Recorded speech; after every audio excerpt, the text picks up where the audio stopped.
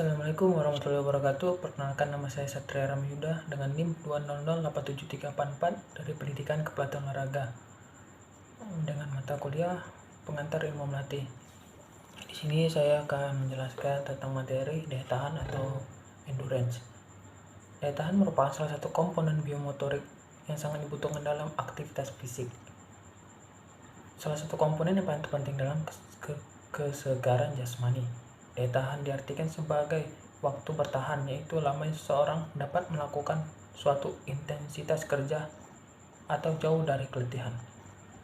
Daya tahan endurance, kemampuan ketahanan terhadap kelelahan dan cepat pulih kembali atau recovery dari kelelahan. Seorang yang mempunyai daya tahan tinggi dapat melakukan aktivitas yang lebih lama secara kontinu.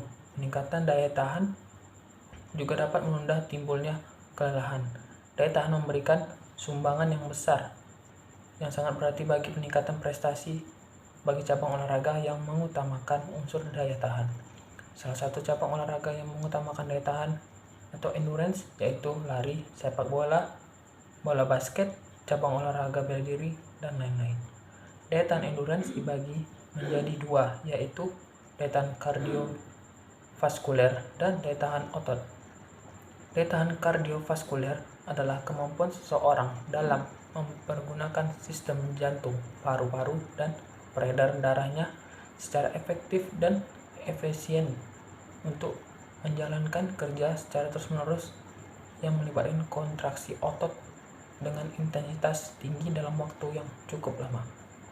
Daya tahan otot adalah kemampuan seseorang untuk mempergunakan ototnya untuk berkontraksi secara terus-menerus dalam waktu yang relatif lama dan dengan beban tertentu. Kunci daya tahan adalah oksigen. Tubuh membutuhkan oksigen guna memproduksi energi. Maka oksigen perlu secara terus-menerus disalurkan atau dimasukkan ke organ-organ atau jaringan yang membutuhkan energi. Setiap cabang olahraga membutuhkan dalam jumlah tertentu. Nama lain dari daya tahan endurance yaitu aerobic power, anaerobic capacity, dan fatigue maxima. Daya tahan endurance ini dinyatakan dalam simbol VO2 max dan satuan digunakan adalah liter per menit. Kemampuan paru-paru menghisap oksigen sebanyak mungkin dan ditampung kemudian disuplai ke seluruh tubuh merupakan kerja paru-paru yang cukup berat, seperti saat melakukan aktivitas dengan intensitas dan volume yang tinggi dan dengan waktu yang lama. Konsumsi oksigen sangat banyak diperlukan. Peningkatan ini disebabkan karena meningkatnya metabolisme akibat meningkatnya latihan. Oleh karena itu, secara fisiologis, kemampuan fungsi paru-paru harus baik serta mempunyai ketahanan dalam melaksanakan kerja.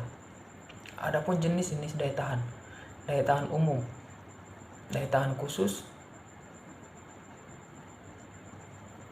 Yang ketiga, faktor-faktor yang mempengaruhi daya tahan.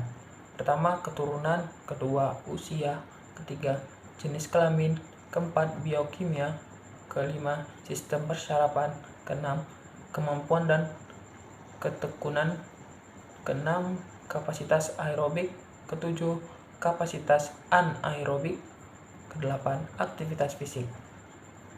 Adapun prinsip-prinsip daya tahan berdasarkan karakteristik lamanya waktu.